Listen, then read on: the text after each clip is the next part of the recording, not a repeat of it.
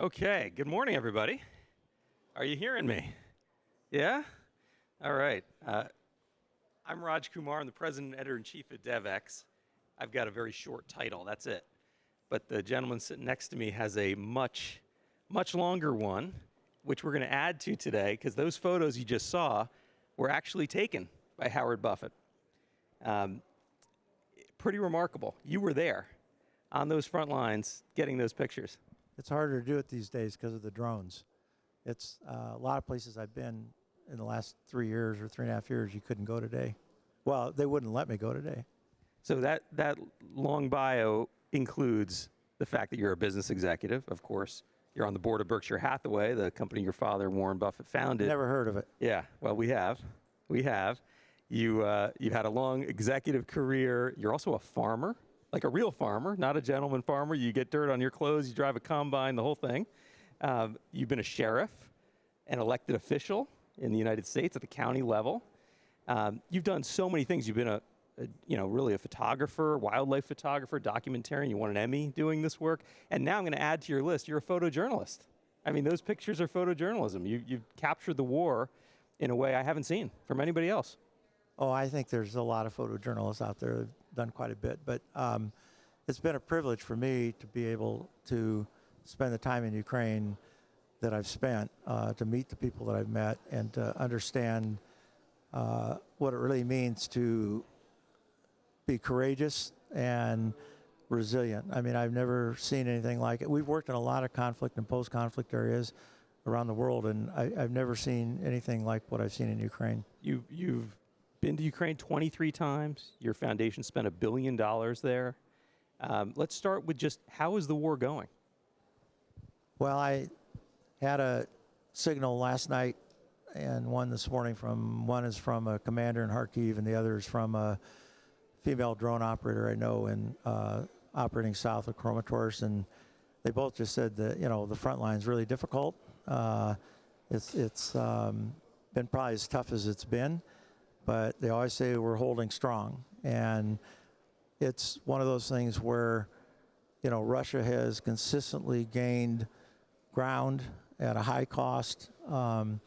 And I think they're going to continue. I mean, Russia will continue to do it as long as they feel they can win the war. It feels like we're maybe at a turning point. I mean, Russia's only taken 1% more territory since November of 22. It's really kind of been a grinding war, right, at the village and the town level. Now Ukraine has built up this massive armaments capability. They're building drones, they're building long-range missiles, they're attacking, inside Russia, oil facilities.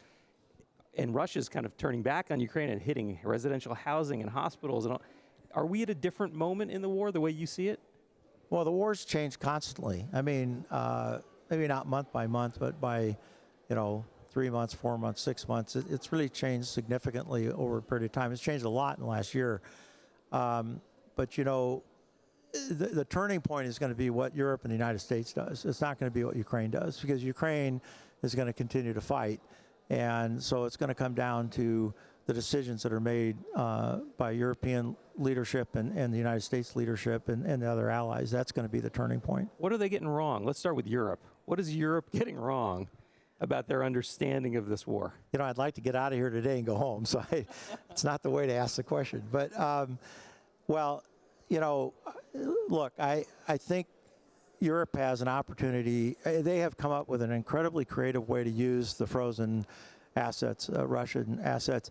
And I would have been in the camp 2 years ago where I would have said, it's a bad idea. Today I would say, I don't know why you're not doing it. And what I read most about it and hear most about it is that they don't want to set a precedent. And this is an easy problem to solve. It's in the narrative. And, you just simply say the precedent we're setting is for a war criminal that is using his country to invade another country, not for the first time, and that he is sending his troops in and committing tens of thousands of war crimes and crimes against humanity. He has stated what he wants to do. I always say, if someone tells you what they're going to do, if someone shows you who they are, believe them. Putin has shown you what he wants to do, and he has told you what he's going to do, and he's trying to do it.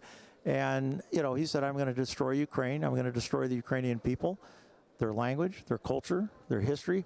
It's a textbook description of genocide, and he has said, this is what I'm going to do, and he's trying to do it. I mean, he's attacking civilian targets at a rate that's unprecedented. And so I think it's very easy to use that money by stating the correct narrative, and I think it's a huge mistake. I would just ask, I'll probably get myself in trouble here, but I would ask people in Belgium, if Russia was doing to you what they're doing to Ukraine, would you not use that money? I mean, there's a point where you have to make a commitment and a decision. The longer you wait, the costlier it is. Yeah, I think just for people who are less familiar with it, there's some 300 billion in frozen assets sitting in Europe. About half of it is sitting in Belgium at Euroclear, this financial institution.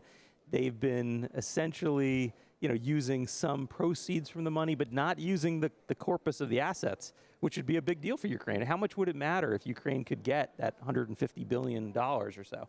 Well, the biggest thing that Ukraine could do with that is to continue to invest in their own defense systems and their manufacturing.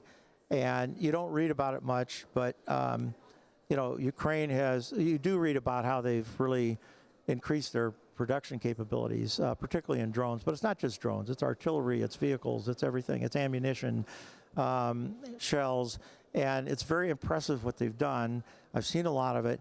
But what you don't read about is Russia's hitting those facilities just like Ukraine is trying to hit facilities in Russia. So you can't get far enough ahead in terms of your production capacity to get what they need on the front line. And of course, if they had the money to make the investment, and Europe and the United States stood fast with providing as much as they could, Russia would not be making progress any longer. They would be stopped where they are. Yeah, I mean, it's asymmetric because Russia can attack anywhere in Ukraine. Ukraine is limited in what it can do in Russia, in part because of its allies in Europe and the U.S. and the restrictions they place on long-range weapons. I mean, Ukraine's doing more than ever. I know the 3 Russian Moscow airports were shut last night, right? They've been able to bring drones to more parts of the country. They're using their own weapons, long-range weapons inside Russia to damage oil refining facilities. What should the Europeans and the Americans do when it comes to long-range missiles? That seems to be like a big, besides the money, the assets, that's a big decision point that the U.S. has to make. Well, you don't have the next 3 years to decide what you want to do. I mean, no one knows what the timing is. No one knows how fast things are going to happen or how slow they're going to happen. But from the very beginning, the United States, which is more responsible for this than Europe, has handcuffed Ukraine in terms of using long-range missiles. In fact, I was at a HIMARS site one time, and the guys were showing me that what they had just received from the U.S. was 10 kilometers less than what they could fire before. In other words, the HIMARS system works off software, and they had programmed the software so they could only fire 70 kilometers instead of 80 kilometers. And the Russians, the Russians can fire anywhere they want. And so it isn't just, a short-range system like HIMARS, but the long-range, missiles. They're talking about Tomahawks now. I mean, if you took away the sanctuary that Russia has of how they can operate, and you could hit them anywhere, anytime, any place, when you wanted to, it would change the logistics of how the Russian military can operate. It's the biggest single thing you can do, but there's a few other things. I mean, most all of the shadow vehicles or ships. Sorry, the shadow ships are operating, breaking 1 or 2 or 3 different international laws. These are the ones taking oil out. Yeah, and they're around bringing the world. Russian oil. I mean, put them in a port and hold them. And the only reason it's not happening is people scared to do it. They're just scared to do it. At some point, you can't be scared anymore. I mean, you are up against an individual who has a history of violence and killing people at will, indiscriminately, and why you think that not taking a position that challenges him is going to work in stopping the war in Ukraine is not logical. I mean, the less you do, the more Putin will do. But it's, I think, the worry that, you know, President Biden had and President Trump probably has now in terms of providing the Tomahawk missiles is that, well, you're going to extend the war, and now Russia will have reason to attack the West. No, you won't extend the war. You may escalate something. But you'll do the opposite, in my opinion, of extending the war, because the war will continue to go on for as long as Ukraine can fight, and they'll fight down to the last bullet that they have. And so, you know, we're extending the war by not taking action. And, you know, escalating the war is another question, because I would argue that it's going to escalate regardless. So you can make a decision where you're going to step in. I mean, think of 2022. Russia started building an alliance with Iran to bring in Shahed drones, which a huge amount were used to attack civilians, you know, hospitals, schools, apartment buildings, homes. And now they're building their own. And they have this relationship with Iran that they never had before. They had a relationship, but not like they have now. They had really no military relationship with North Korea. They have North Koreans fighting to support Russia on their own territory at this point. And I can only imagine what North Korea is getting in exchange for that. And that should scare the hell out of us. So the idea that somehow by doing nothing is better than doing something, I don't buy it, because this war will escalate. It's going to escalate in ways that we probably can't even predict. We don't know what North Korea might do. We don't know what Russia might do. But the fact that we don't know what they'll do is not a reason not to stand up and fight. We've had the wrong narrative all along, Raj. We've had the wrong narrative. The narrative has always been, you know, Joe Biden would stand up and say, and many others would stand up and say, we're going to stand with Ukraine for as long as it takes. That's the wrong narrative. The narrative is we're going to support Ukraine in defeating Russia. Like, we're at war. This is a war. Like, there's no neutral position. So, you know, somebody wins and somebody loses. Somebody dies and somebody survives. So, you know, we have to treat it like a war. And right now, you know, we are not making the full commitment to end the war. I think the reticence European leaders have, the Trump administration has, is, hey, you know, you're right about escalating within Ukraine, the war, or maybe within Russia and Ukraine, but what if they bring it to Europe? There's already a hybrid war. You know, what if they bring a more active kinetic war to Europe or to U.S. installations around the world? Is that a risk you think we should sort of be willing to take because we got to win? I think it's already a reality. I mean, there's a lot of effort to you know, create different sabotage events across Europe. There's already been cybersecurity attacks. There's already been electronic warfare in places. They're flying now. The newest thing is Russia's testing, you know, by crossing into NATO country borders, both drones and some of their MiGs. They're testing Europe. They're testing the United States to see what the reaction will be and how far can they push. I mean, if you just look at history, that's all you need to understand. And if you look at history, you know, the longer that we take a role that does not help Ukraine defeat Russia, we are going to pay a very high price. It sounds like you don't think a ceasefire, some kind of a temporary peace agreement, or even a permanent one is really possible. I mean, that was what people were shooting for. President Trump said, you know, within 24 hours, we'll have a peace deal when I become president. There was a real sense that maybe you could just bring the parties together. You don't see that. You think the war has to grind on and be finished on the battlefield. I would hope for sure that you could have a peace agreement. I mean, I think of all of my friends in Ukraine, and I think, what else would you pray for except a peace agreement? But, you know, the first thing you need is a ceasefire, and Ukraine needs a ceasefire, and Russia knows that, and so they're not going to agree to it. And the question that I ask when people talk about a peace agreement, because who can not be for a peace agreement, okay? But, you know, how do you get someone to a table for a peace agreement that doesn't want peace?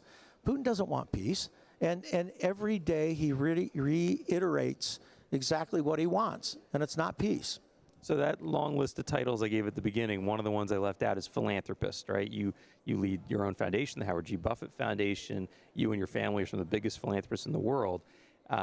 What are you doing in Ukraine on the front lines from a humanitarian perspective. And what's the situation like? I mean, you talked about hospitals, schools, churches being bombed. What's it like there from a humanitarian standpoint today? Well, the humanitarian situation is worse today than it was in 2022.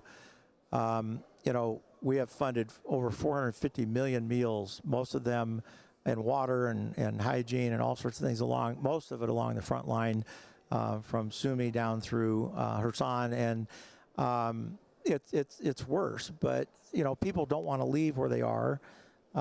There's people today that are trapped in communities that are where fighting is active.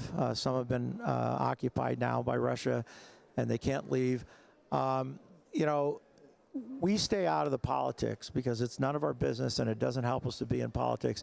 But we do pay attention to foreign policy because it's going to impact our decisions on what we do from a humanitarian standpoint. We're working in Colombia and Mexico and Central America and Africa and other places. So it's not like we're only in Ukraine, but Ukraine is our largest single expenditure right now. And I think you're the largest private donor in Ukraine, right, by a long shot. We are, yeah, but that's actually a disappointment. That's not something to be proud of. That is something to actually be disappointed in, because it just shows that a lot of other large foundations in the United States are not active in Ukraine.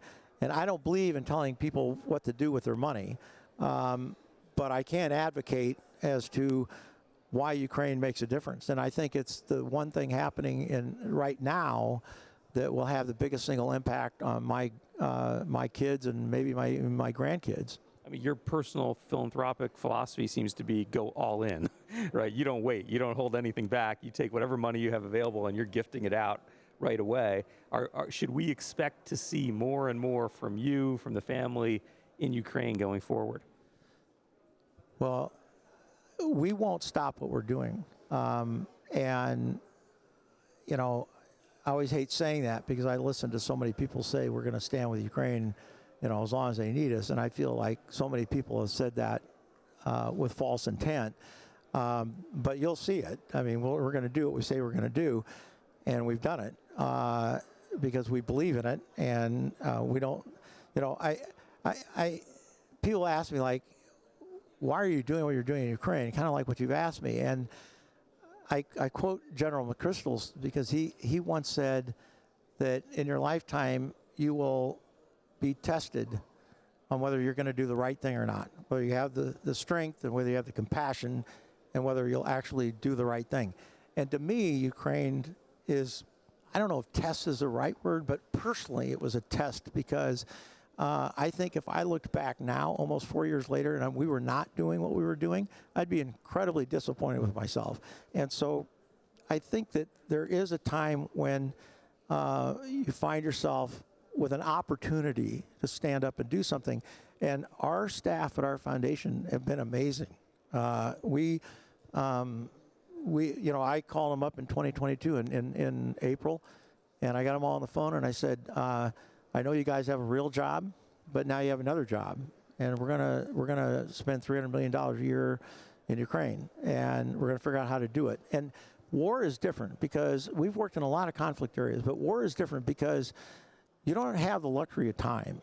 So you have to figure out who you can trust and where you want to do things. So we have done things very differently in Ukraine than we've done anywhere else in our history. I mean, one of your personal connections to Ukraine is as a farmer. Ukraine is the breadbasket for the world.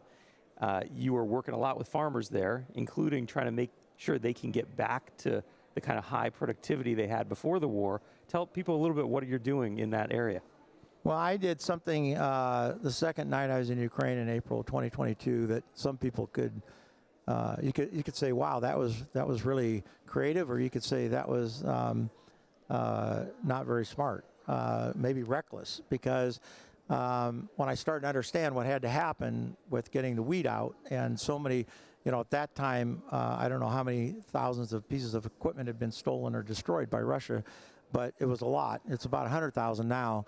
And so I sent an email to the president of John Deere, who we've worked with for years, and said, how many combines can we buy that are in Europe that you can deliver in 2 weeks? and came back with 15. The irony was that they were all supposed to be delivered to Russia, and they weren't sending them to Russia, so we bought them.